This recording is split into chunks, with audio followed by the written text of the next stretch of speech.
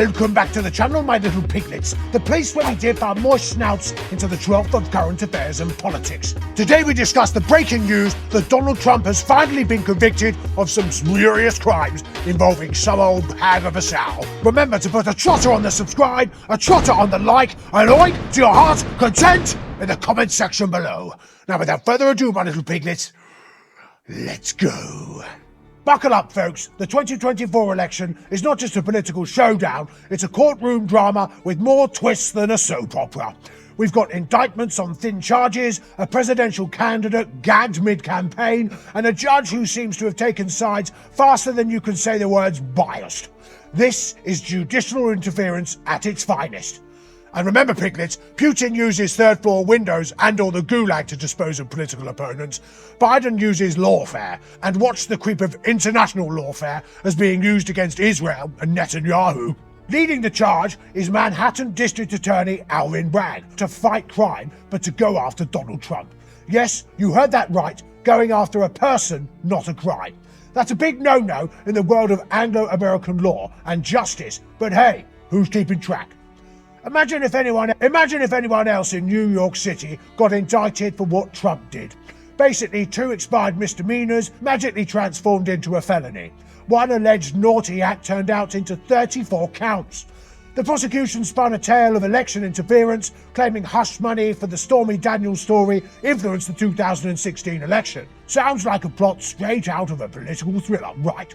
The only thing Stormy Daniels probably influenced in 2016 was a whole lot of hungry piglet wieners jacking off to her on the internet. But here's where it gets juicy. Campaign election violators are usually Uncle Sam's turf, handled by federal experts. And guess what?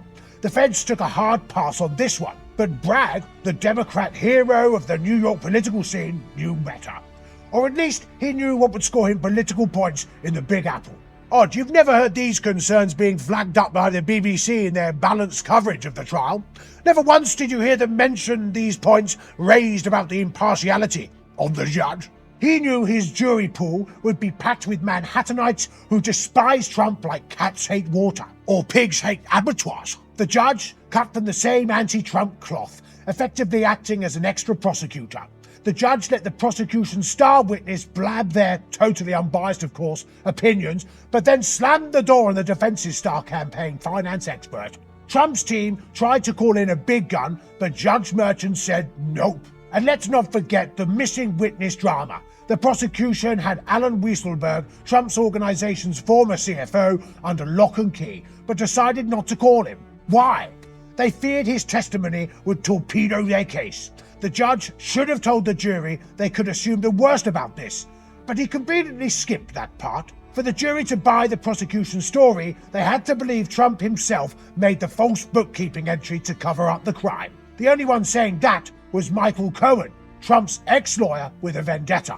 And I must say, piglets, unless people have really lost their marbles, this will assist Trump. A democracy who is supposed to be governed by the rule of law has just witnessed the greatest attempt at electoral interference of all time. Now, we're all on tenterhooks waiting to see how voters will react for the verdict. With elections being decided by razor-thin margins, even a tiny shift in voter sentiment could tip the scales. Public respect for courts might be fading like an old tattoo, but there's still some leftover trust in the system. The Democrats have been chipping away at that trust ever since they lost their Supreme Court mojo.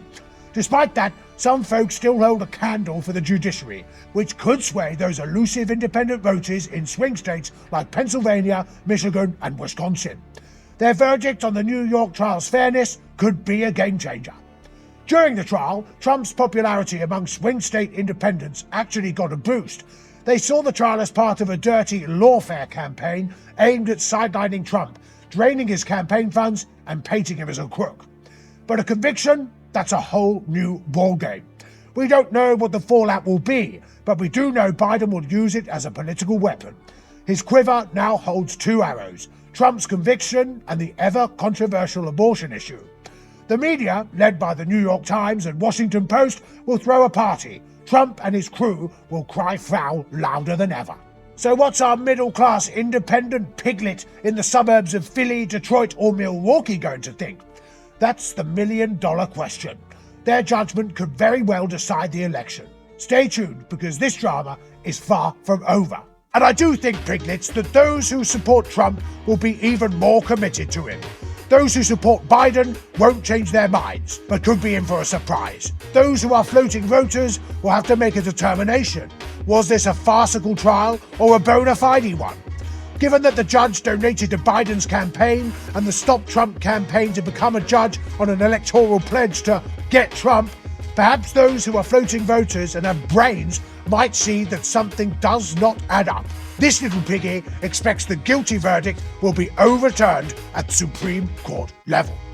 But as ever, my piglets, let me know in that trophy comment section below, and I'll see you in the next video, or you can watch this one that's popping up right now. I'll see you very soon, my piglets. Toodle pip and trotters up.